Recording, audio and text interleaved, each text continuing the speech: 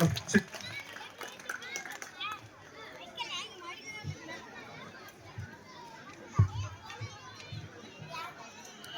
morning to everyone. Respected correspondent sir, Chinnasan sir, and principal sir, Kannan, and dear parents and my dear students, none of all. I am very happy, brilliant metric school. First of all, I conduct the school management and teacher for organizing this the sports activities and other facilities. I thank for school management for giving me the best opportunity. So nowadays, the sports day for விளையாட்டுன்றது எல்லாருக்குமே தெரியும் தானே. விளையாட்டுனா நம்ம என்ன செய்வோம், விளையாடுவோம். ஆனா அதோட அர்த்தம்னு ஒண்ணு இருக்கு. உங்களுக்கு எல்லாருக்கும் புரியுதா? விளையாட்டுன்னு ஏன் சொல்றாங்க? விளையாட்டுல ஒரு பொருள்னு ஒண்ணு உண்டு. எல்லாருமே விளையாட முடியுமா? ஆர்வம் இருந்தா மட்டும் விளையாட முடியுமா? இன்ட்ரெஸ்ட் பர்சன் சொல்லுவோம். விளையாட்டுன்னு சொல்லப்படுது. கிரௌண்டுக்கு வராங்க அப்படின்னா ஒரு கிளாஸ்ல இருந்து 30 பேர் இருக்காங்க. 30 பேருமே இன்வால்மெண்டோட விளையாடுவாங்கன்னா இருக்காது. அவங்க என்ன பண்ணுவாங்கன்னா சம் பர்டிகுலர் கேம்ஸ் மட்டும் என்ன பண்ணுவாங்க, இன்வால்மெண்டோட விளையாடுவாங்க. மற்றவங்க என்ன பண்ணுவாங்க, அதை வந்து என்கரேஜ் பண்ணுவாங்க, அதை வந்து அப்ரோச் பண்ணுவாங்க, அவ்வளவுதான். ஆனா அந்த விளையாட்டுனா ஆர்வம், சரியா? ஆர்வத்தோடு தான் விளையாடுறது. அது மட்டும் இல்லாம அவங்க என்ன பண்ணுவாங்கன்னா அந்த ஒரு களம்னு சொல்லுவோம், தேர்ந்தெடுக்கும் இடம். டிஃப்ரெண்ட் டைப் ஆஃப் ஆக்டிவிட்டிஸ் நடந்துருந்துச்சு, பண்ணிட்டு இருந்தாங்க. இன்ட்ரெஸ்ட் பர்சன் அடுத்து வேற என்ன பண்ணாங்க, சிலம்பம் பண்ணிட்டு இருந்தாங்க. Other activities, outdoor field games எல்லாமே இருக்கும். தனித்திறமைகள் கண்டுபிடிக்கணும் அப்படின்னா அவங்களுடைய விருப்பத்தை பொறுத்து தான் அமையும். பேரண்ட்ஸ்லாம் காலையிலேயே ஸ்கூலுக்கு பசங்களை அனுப்பணும் அப்படின்னா அவங்க பேரண்ட்ஸ் இருக்கிற ஒரு என்கரேஜ்மெண்ட் வந்து ஸ்டூடெண்ட்ஸ்ட படிப்படியாக தான் உயர்ந்துட்டே போகும். ஃபர்ஸ்ட் வந்து என்ன ஆகும் அப்படின்னா அந்த ஆடுகளத்தை வந்து ஒரு நிர்வகிக்கும் திறமை ஒன்று உண்டு. அந்த தரத்தை பொறுத்து தான் என்ன ஆகும், பசங்களுடைய அச்சீவ்மெண்ட்ஸும் மாறிக்கிட்டே இருக்கும். அந்த விருப்பத்தோடு நம்ம செய்யற விஷயங்கள் தான் நம்ம என்ன பண்ணுவோம், படிப்படியா உயர்த்திக்கிட்டே போவோம். அந்த விளையாட்டுல நிறைய பேர் சாதிச்சிருக்காங்க.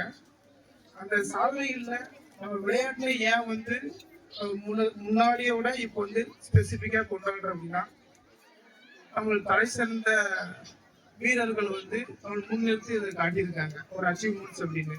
அதுல விளையாட்டு வந்து நம்ம முதல்ல கொண்டாடுறோம்னா அது ஒரே ஒரு பிளேயர்ஸ் நம்ம வந்து கணக்கிட்டுக்கலாம். விளையாட்டுல எப்போ தோன்றுனதுன்னா முன் காலத்துல இருந்தே தோன்றியது அப்படின்னு கூட எடுத்துக்கலாம்.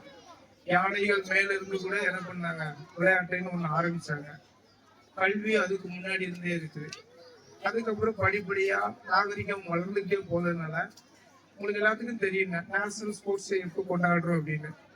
தெரியுமா உங்களுக்கு எந்த டேஸ் அப்படின்னு? ஆகஸ்ட் 29 அந்த டே கொண்டாடுறோம். யாருக்கு கொண்டாடிக்கிட்டு இருக்கோம்? தயான் சந்திர ஒரு சிறந்த வீரர், ஹாக்கி வீரர். அவருக்காண்டி என்ன பண்றோம், இந்தியாவில் தேச விளையாட்டு தினமாக கொண்டாடப்படுகிறது.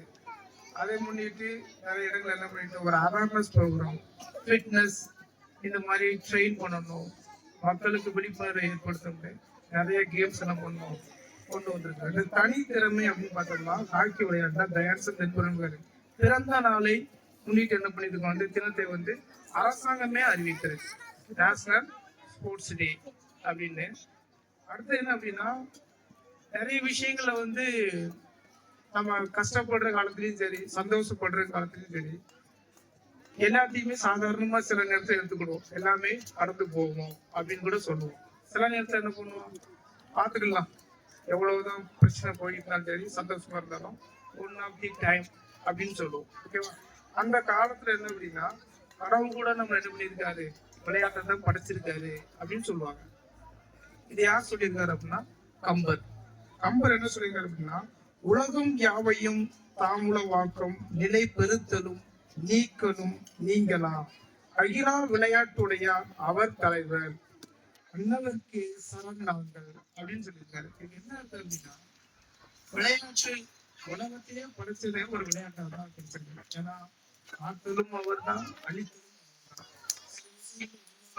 அவர் தான்.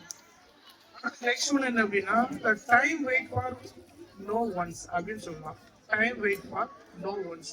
இந்த டைம்ன்றது ரொம்ப ரொம்ப முக்கியம். எல்லா காலகட்டத்திலயும் நமக்கு எல்லா விஷயங்களும் அமையாது. குழந்தைகளுடைய வயசுன்றது ஒரு டைமிங் தான்.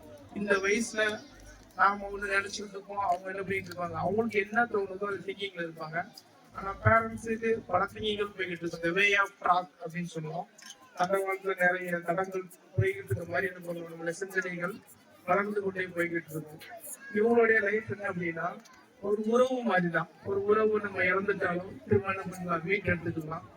பல கோடி நம்ம கையில இருந்து காசை வந்து ஒரு திருப்திப்படுத்த முடியாதவங்க இருந்தாலுமே திரும்ப அதை வீட்டு எடுத்துக்கலாம். ஆனா உடம்போட ஆரோக்கியமும் அதே மாதிரிதான்.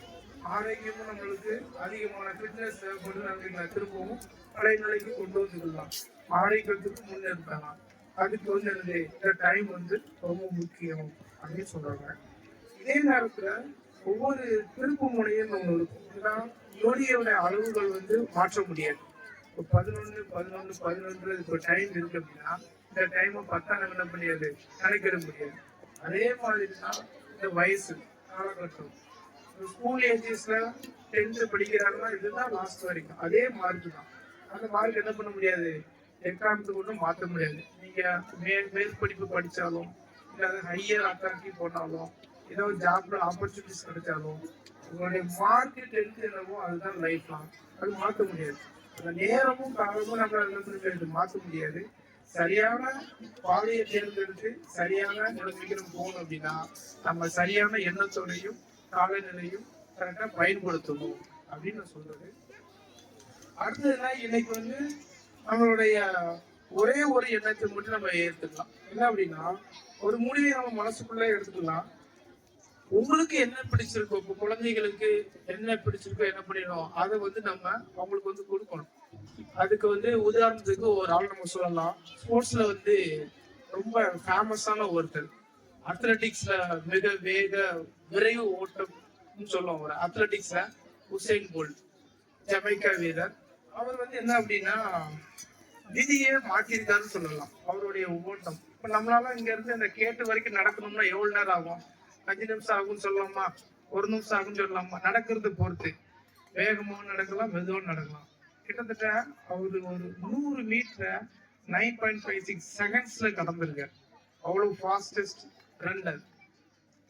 அப்படியே ஒரு காம்படிஷன்ஸ், இன்டர்நேஷனல் காம்படிஷன் நடந்துட்டு இருக்கும் போது அவருடைய ஃப்ரெண்ட்ஸ் இவங்களும் சேர்ந்து ஓடிக்கிட்டு இருக்காங்க. ஓடிக்கிட்டு இருக்கும் பொழுது அவருடைய ஃப்ரெண்டு வந்து என்ன பண்ணிட்டாரு, ஸ்டீவன் ஒருத்தர் ஓடும்போது வின் பண்ணிட்டார். வின் பண்ணி ஒரு ரெக்கார்ட்ஸ் வச்சுட்டாரு. அப்போ உசேன் போல்ட வந்து ஒரு நியூஸ் வருது. உசேன் போல்ட் வந்து அவருடைய ஃப்ரெண்டு. ஆனா ரொம்ப வருஷமா அச்சீவ்மெண்ட்ஸ் வச்சிருக்கிறது உசேன் போல்ட் தான். இப்போ ஸ்டீவன்ன்றது உங்களோட வின் பண்ணிட்டார, நீங்க அதை பத்தி என்ன நினைக்கிறீங்க அப்படின்னு மீடியால கேட்கும்போது அவர் வந்து ஒரு நெகட்டிவ் தாட்டே சொல்லல. ஏன்னா அவருடைய நண்பர் வந்து போதை பொருள் அருந்திதான் என்ன பண்ணாரு, அவர் வந்து இந்த ஃபர்ஸ்ட் வின் பண்ணாரு அப்படின்னு அறிவிச்சிட்டாங்க. இதை பத்தி நீங்க என்ன சொல்றீங்கன்னு உசேன் போல்ட்ட கேட்கும்போது அவர் வந்து சிம்பிள் வேக்ஸ், நம்மளுடைய வார்த்தைகள் முக்கியம்ன்ற கவனத்திற்காண்டி இந்த கருத்துல சொல்றேன். அந்த உசேன் போல்ட் சொன்ன வார்த்தை என்ன அப்படின்னா, அவரு ஒரு டேலண்ட் பர்சன், என்னோட திறமையான ஒரு வீரர். அவரு என்னை சாதிக்கணும், என்னை வின் பண்ணணும்னு நினைக்கிறதுக்கு அவரு இந்த போதை பொருள் ஸ்டெராய்டுன்னு சொல்லுவோம் அத்லெட்டிக்ஸ்ல, அது யூஸ் பண்ண அவசியம் இல்லை. அவர் நினைச்சிருந்தால் என்ன பண்ணிருக்கலாம், வின் பண்ணிருக்கலாம். ஆனா அவர் ஒரு நல்ல நண்பர். மறுபடியும் ஒரு அந்த மாதிரி போதை மருந்து யூஸ் பண்ணி விளையாட்டுல ஆரம்பிச்சோம்னா 3 வருஷம் பேன் பண்ணிடுவாங்க. திரும்ப அதுக்கப்புறம் தான் பயிற்சி எடுத்துட்டு வந்து அட்டன் பண்ண விளையாடணும். அதே மாதிரி 3 வருஷம் கழிச்சு திரும்ப வந்து அதே உசேன் போல்ட வின் பண்ணிருக்காங்க. அப்போ இந்த ஸ்டீவன்ற நண்பர்கிட்ட கேட்டிருக்காங்க மீடியா, எப்படி உங்களால திரும்பவும் 3 வருஷம் கழிச்சு உங்களால வின் பண்ண முடிஞ்சது அப்படின்னு கேட்டதுக்கு அவர் சொன்னது என்னுடைய நண்பர் உசேன் போல்ட் அவர் சொன்ன ஒரு வார்த்தை. அதனால நான் பெற்றோர்களுக்கு என்ன சொல்றேன் அப்படின்னா, குழந்தைகளா இருக்கட்டும், சக உறவுகளா இருக்கட்டும், நீங்க பேசுற வார்த்தைகள்ல ஒரு உண்மைத்தன்மையும் தன்மையான ஒரு பேச்சு இருக்கணும் அப்படின்றது என்னோட கருத்து. ஏன்னா உசேன் போல்ட் சொன்ன வார்த்தை என்ன அப்படின்னா, அவர் நினைத்தால் என்னை வந்து சாதாரணமே வின் பண்ணிருக்கலாம், அவருக்கு அவ்வளவு திறமை இருக்குன்னு சொல்லியிருக்காரு. இதே நம்மனா என்ன பண்ணிருப்போம், இப்போ ஃபர்ஸ்ட் செகண்ட் தேர்ட் பிரைஸ் வாங்கினாங்க, ஒரே கிளாஸ்ல படிக்கிறவங்க. ஆனா அவங்களுக்குள்ளே எண்ணங்கள் நிறைய தாட் திங்கிங் இருக்கும்.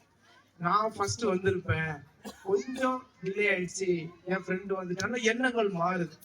அந்த மாதிரி நெகட்டிவ் திங்கிங் இல்லாம ஒரு விஷயத்த பாசிட்டிவா பேசும்போது நம்மளுடைய உயர்வும் மற்றவருடைய உயர்வும் மேன்மேலும் அதிகரிக்கும் அப்படின்றத இதனுடைய தாட். ஓகே, இதையே வள்ளுவர் என்ன சொல்லியிருக்காரு அப்படின்னா, விதியே மாற்றலாம். ஒரு செயலை செய்யும் பொழுதோ இல்ல நேரத்தை சரியா பயன்படுத்தினோம்னா நம்மளால என்ன பண்ண முடியுமா, விதியை மாற்ற முடியும் அப்படின்னு சொல்லியிருக்காரு. ஒரே ஒரு இடத்துல வந்து ஒரு எக்ஸப்ஷன் கொடுத்திருக்காரு. எக்ஸ்பிரஷன் அப்படின்னா அந்த விதியை மாற்ற முடியும் நம்ம சொல்றோம். சிலவங்க தலைவிதி என்னால முடியல அப்படின்னு. அப்போ உழவையும் உப்பக்கம் காண்பர் உழைவின்றி தாளாது உணர்ச்சுபவர், தாளாது உணர்ச்சுபவர் அப்படின்னு இருக்காரு. என்ன அப்படின்னா, ரெண்டு விஷயங்கள் உங்களுக்குள்ள இருந்தால், இரண்டு விஷயங்கள் உங்கள் மனதில் இருந்தால் நீங்கள் என்ன பண்ணலாம், விதியை கூட புறமுதுகிட்டு ஓடுபடலாம் அப்படின்னு அவர் சொல்லியிருக்காரு. அந்த ரெண்டு விதிகள் என்ன அப்படின்னா, ஒன்று விடாமுயற்சி, மற்றொன்று காலம் தாழ்த்தாமல். காலம் தாழ்த்தாமல். விடாமுயற்சி அப்படின்னா ஒன்னே ஒண்ணுதான். இப்ப இந்த உசேன் போல்ட் பத்தி பேசும்போது அவர் விளையாட்டு நிறைய விஷயங்கள் சாதிச்சிருக்காரு. மொத்தத்திலேயே அவருக்கு வயசு ஆனா அவர் பயிற்சி செய்த ஆண்டுகள் பார்த்தோம்னா 25 ஆண்டுகள் பயிற்சி செஞ்சாங்க.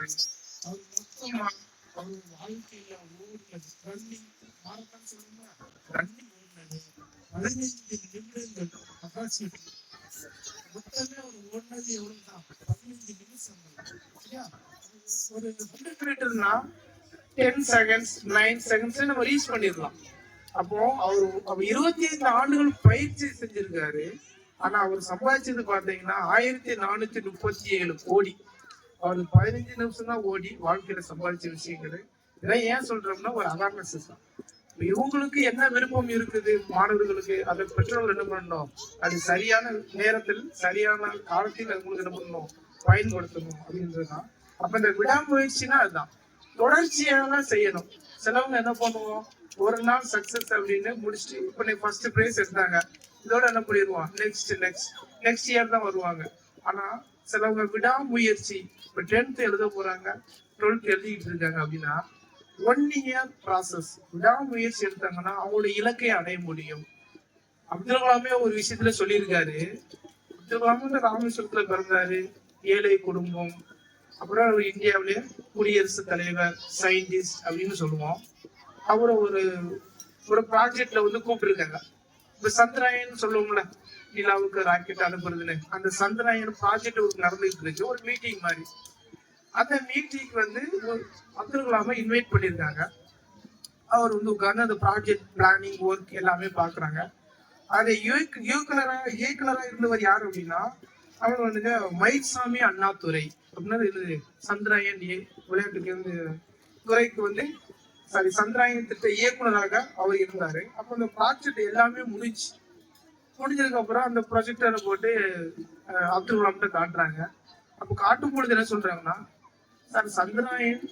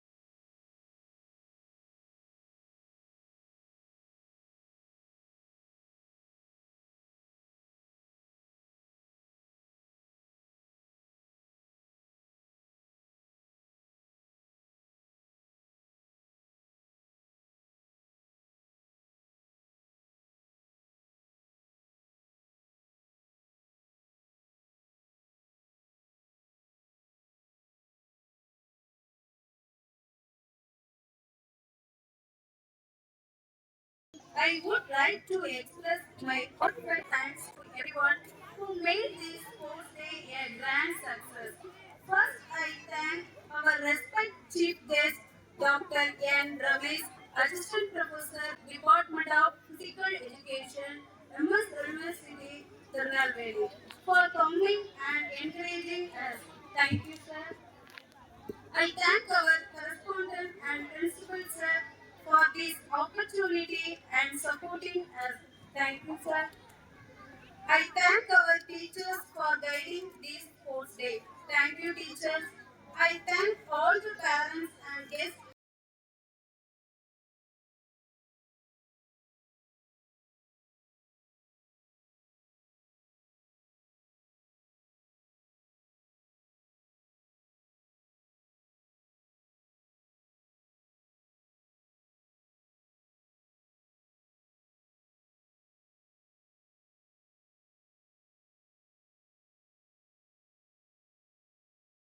National anthem with pride.